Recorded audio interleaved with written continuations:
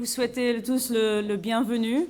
There is interpretation in English and French if you have your headpiece. It's my pleasure to give the floor to Mr. Francis Gurry, Director General of the World Intellectual Property Organization, who will make a few opening, very brief remarks, followed by Mr. Lapierre, Director General of INPI France. And then all of our distinguished guests are open to responding to your questions. Thank you very much. If I'd like you to identify yourself, please, before asking a question. Thank you very much. Mr. Gurry? Vous pouvez utiliser votre micro. Merci, Sama, mesdames, messieurs. On vient de parler, donc je pense qu'on peut aller directement à vos questions et puis on peut essayer d'élaborer nos observations au cours des réponses à ces questions. À moins que Yves... Effectivement, je pense que le mieux est d'aller aux questions. Et puis simplement un tout petit mot pour vous inviter à aller voir l'exposition, la vraie exposition qui parle du faux. Vous verrez, c'est passionnant et on apprend beaucoup de choses sur la contrefaçon, ses enjeux et ses risques. Voilà, alors c'est moi. J'aimerais juste dire aussi que nous avons le plaisir d'accueillir avec nous M. Bernard Brechon, qui est le président du Comité national anti-contrefaçon de la France, qui est aussi disponible pour répondre à vos questions ce matin. Je vous donne la parole. Oui, monsieur.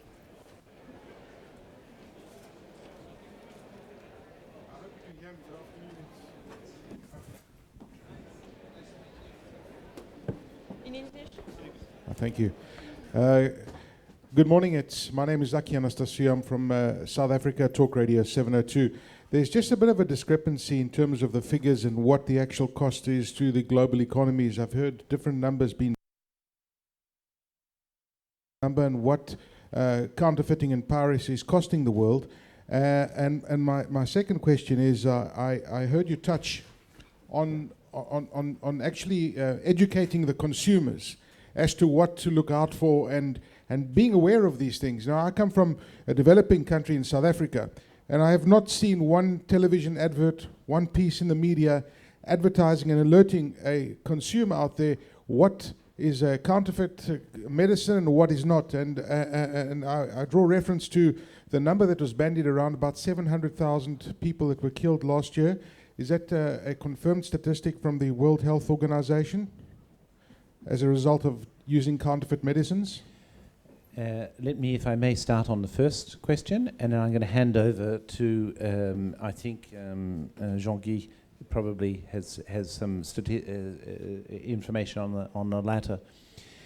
On the first question, various studies have been done. The OECD, the Organization of Economic Cooperation and Development, has done a series of studies, first of all, on the impact of counterfeiting on physical goods in international trade. They came to an estimate of around about 200 billion in international trade, and then on digital, the impact of piracy of digital goods. Those studies are the subject of a certain amount of controversy. As a result of that, we are looking at improving our methodologies. And for example, at the World Intellectual Property Organization, our chief economist is undertaking for our advisory committee on enforcement a study on improving the methodology for measuring the size of the problem. But what I would like to say to you about this question is let us by all means improve the methodology, and as President Clinton said at Davos recently, it's very good to have policy debates that are not fact-free. There are too many fact-free policy debates. And let us by all means improve our methodology, but we know there is a problem, it is international, and its dimensions are enormous. There is rarely a city you go to that you don't encounter on an anecdotal level this problem. So we have plenty of evidence to suggest that it is a major problem that we are dealing with here. And as far as the digital piracy is concerned, well, if you take the recording industry's figures from 2 years ago, 40 billion files of music were illegally downloaded, 95% piracy rate for online music. That was what the International Federation of Phonogram Producers came out with some 2 years ago. But as I say, we do need to improve the methodology. We do know, however, that the problem is far too big and complex to be ignored. Let me hand over, if I may, to Jean-Guy. Yes. Just on the numbers, I think to repeat some extent what's been said, we're all trying to delineate the magnitude of this problem. There are many credible sources. The OECD has been a leader in defining some of these and setting, if you want, some upper estimates of the impact in different areas, not only, for instance, in terms of the total cost to the world economy or national economies, but looking at, for instance, the last estimate of the OECD, that this sort of criminal activity leads to losses of about 2.5 million jobs in G20 countries per year. So there are many numbers. I think for us, they have to be obviously based on some sound methodology and a credible source, objective source in terms of supporting them. But I think what we have put forward in terms of our estimate, which is the ICC and BASCAP estimate, is contained in this most recent report, which in fact is being released here at the Congress. It's available at the BASCAP kiosk, and it is called Estimating the Global Economic and Social Impacts of Counterfeiting and Piracy. So we've worked with a research organization. It has used statistics from different sources, OECD and others, and come up with what we again think is a sound picture, if you want, of the impact of this kind of activity. On your last question, I think, as has been said, this is a global problem. It isn't the problem that is simply afflicting or more significantly afflicting developing countries rather than developed countries. It's not a north-south problem. But the simple reality is that the enforcement, detection, and other measures to control the use of and limit the use of counterfeit products is simply less present and less impressive in developing countries. And the number I cited is simply because I think we hear a plethora of numbers, statistics about economic impacts and all the rest of it.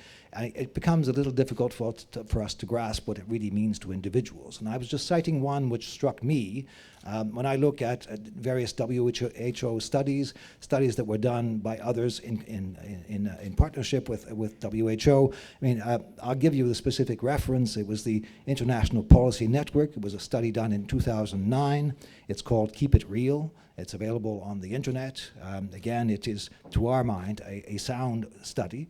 And it looked at simply the impacts of counterfeit medications only on in the areas of malaria and tuberculosis, and said that just the fake products, the fake medications that are available to treat those two diseases result in their estimate at deaths of about 700,000 per year. Now we're not differentiating north and south, but again, I think we can all guess that the most vulnerable populations, especially malaria and tuberculosis, both are going to be in some parts of the world rather than others.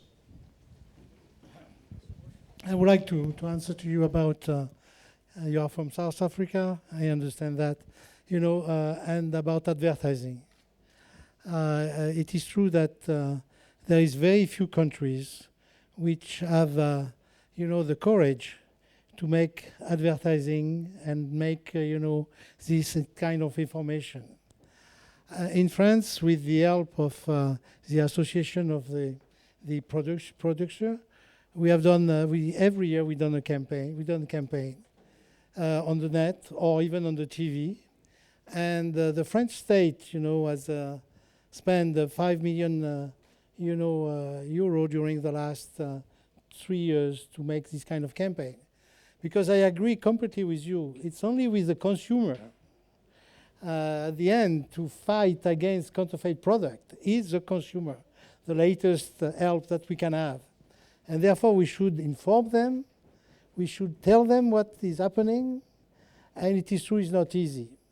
Because when you do, for instance, a video on the spare part of cars, immediately the people who are, the big brand of cars says, it's not me, why you do say that?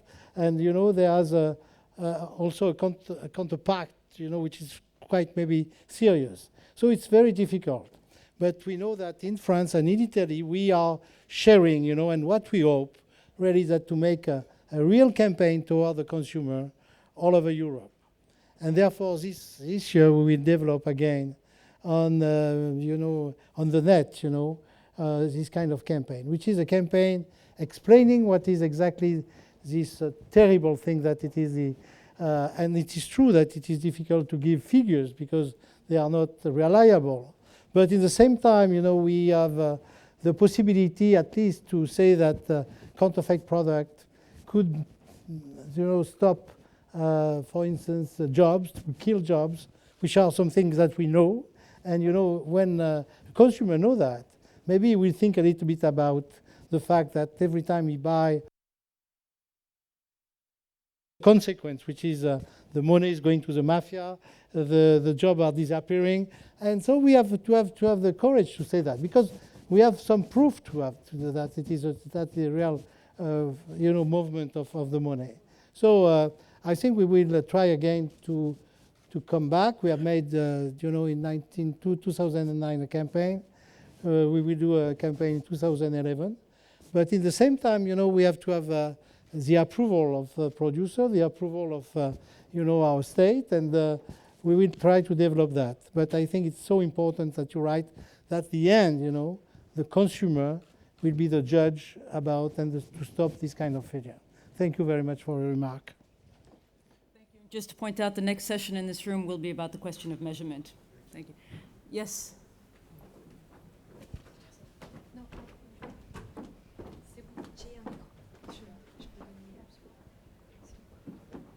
Yes, hi, I'm Catherine Sayes from Intellectual Property Watch. I would like to know if the new training program for custom officers and increased knowledge would prevent some case of alleged detainment of generic medicines at the borders, since it is a worry from some countries. Thank you for your question. Our training, especially at the national level, is based on the demands of each nation. So when there are specific needs, usually we provide training in response to that specific needs. And our method is, it is more on risk analysis, what kind of risk indicators are there and how you can identify authentic and a fake. That kind of training, plus how to cope with the business, because business has the more information. So how to work together with the business. That is the major part of our training. Bonjour, Alain Establier, Security Defense. Permettez-moi de poser la question en français, si vous voulez bien. Nous sommes en France. Et vous